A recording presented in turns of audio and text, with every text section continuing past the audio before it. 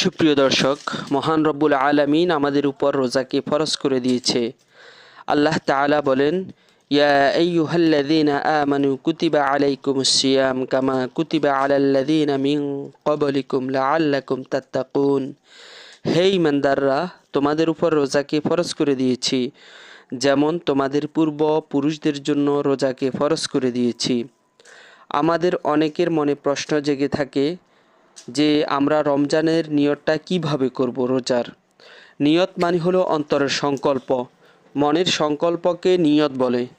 এই জন্যে আমার অন্তরের ভিতরে এতটুকু আসলেই আমার নিয়তের জন্য যথেষ্ট হয়ে যাবে যে আমি রমজানের রোজা রাখছি বা আমি রমজানের রোজা রাখার জন্য সেহরি খাচ্ছি।